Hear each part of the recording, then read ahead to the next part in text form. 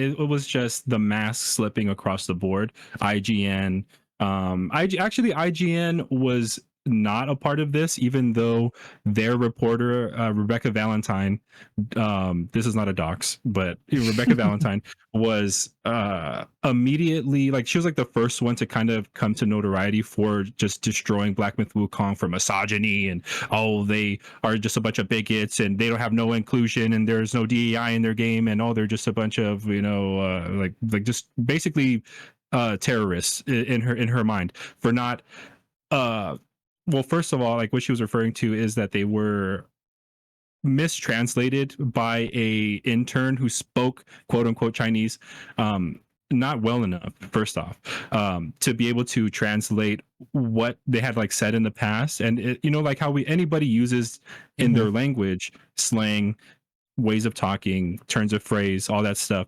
A lot of the translations came off as like being very like sexual, and they were just Super putting crass, those on the floor. basically. Yeah, like super crass, super like very harshly translated to be like, oh yeah, obviously they're just, you know, assaulting all of their workers there. Like they're just the worst of the worst out there at Game Science, trying to like essentially cancel them before that game even came out. And this review had came out immediately after they Black Myth Wukong had posted publicly the extortion attempt that a lot of these companies, like these consulting companies, had tried to throw at them, like, oh, give us $7 million and we will DEI your game, and it could land in the West and it'll be without problem. Absolutely. And they were like, no, like, you guys are going to stay out of our game. And so of course the reviews came out of or like the initial reviews from like Rebecca Valentine and such.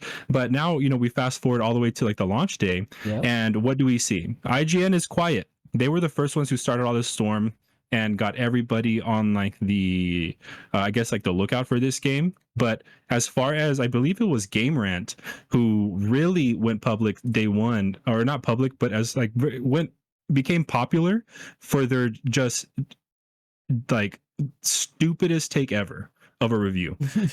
They gave the game like a, let me see. I should have had it pulled up. It was probably a 3, was it 3 out of 5? Oh, sorry. Yeah. It was like a 6 out of 10, oh, yeah, I believe. Yeah. Don't quote me, find it, you know, of course, but it was like they gave it like a 6 out of 10. They said it was great all around. Graphics, cinematic, gameplay. Everything was good, as reviewers say it should be. And that's they gave it a 6 because the lack of inclusion. Yep. Not diverse enough. Not diverse. Not diverse enough. Diverse for what? I'm a monkey man.